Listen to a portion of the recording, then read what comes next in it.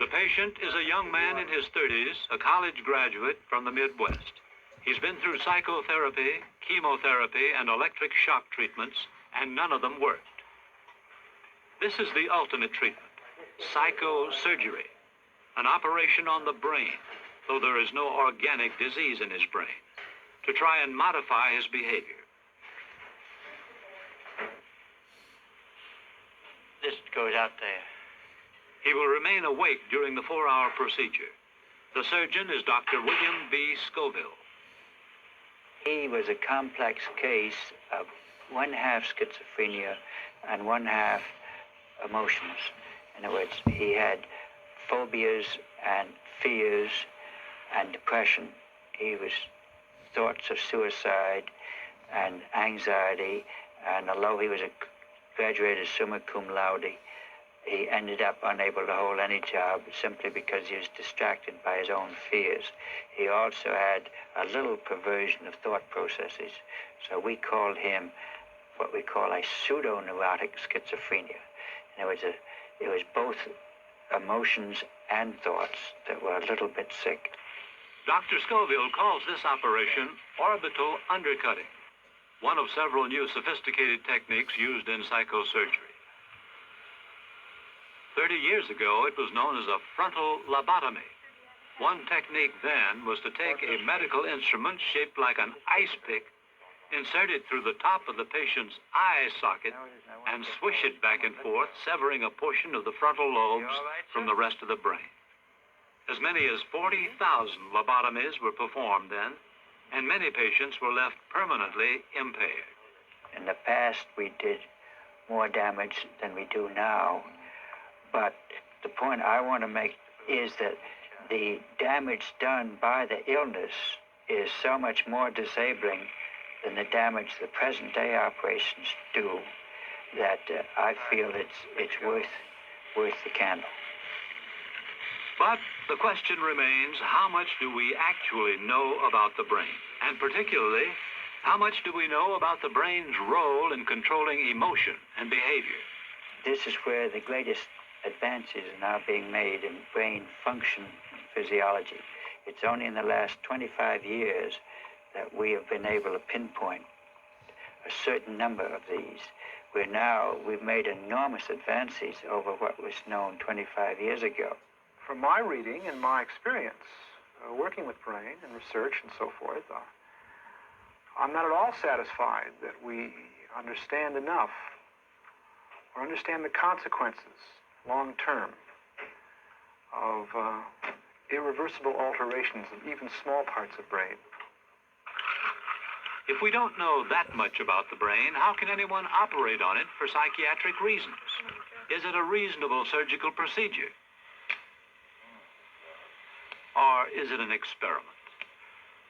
Certain people say it's experimental, but I don't think any psychosurgeon says it's experimental. It's been in existence over a generation.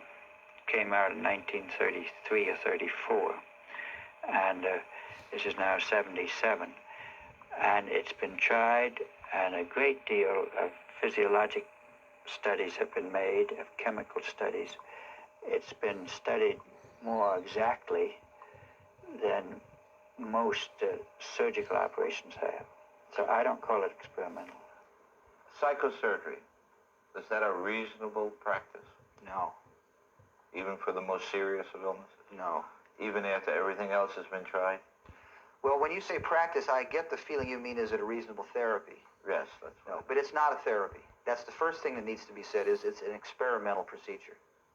Now, if we recognize that it's experimental, then we'd have to ask all your questions over again and say, is it a reasonable experiment? Is it a reasonable experiment? I would say it hasn't been conducted reasonably so far, and I don't see any signs that it's going to be. And what I mean by that is a reasonable, and I'm using the term reasonable to mean ethical, legal, and above board. That would imply, first of all and foremost, that the subject of the experiment is told that he's being experimented upon. And that isn't done. See, now this is gray matter and white matter. This is white matter here, and that's gray matter there. This is the crucial part of the operation, the actual cutting of the brain. outside the brain. Now I'm headed to the same spot inside the brain. All right, now this is to show. This is the bone. This is the brain. Now I want to show you inside the brain. Dr. Scoville is now using a microscope to guide him. The image is fed to a television monitor in the operating room. That's undercutting. This is white matter.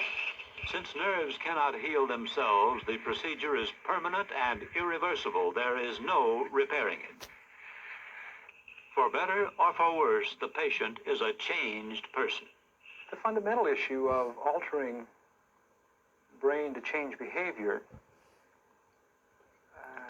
and therefore your being or your personality, in however small amount, even if for a good purpose, for changing some behavior that's gotten you into trouble, you are invading that private space which we all have as individuals, in which we're unique. No questions in my mind about that one.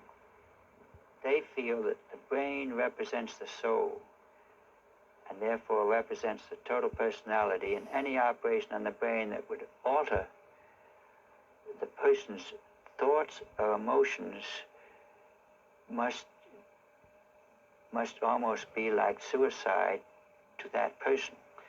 And so it's a mystic thing, and it's almost a religious thought, that they feel that God made them personality A, and how can a surgeon be so presumptuous as to convert him to personality B?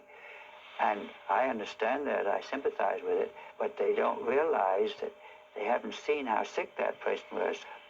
Finally, it's over. Since the patient was under a local anesthetic, he was able to sit up as soon as it ended. And how different do you feel? Do you feel better, worse, or just the same? Right now, I have a little headache right now. You've got a little headache.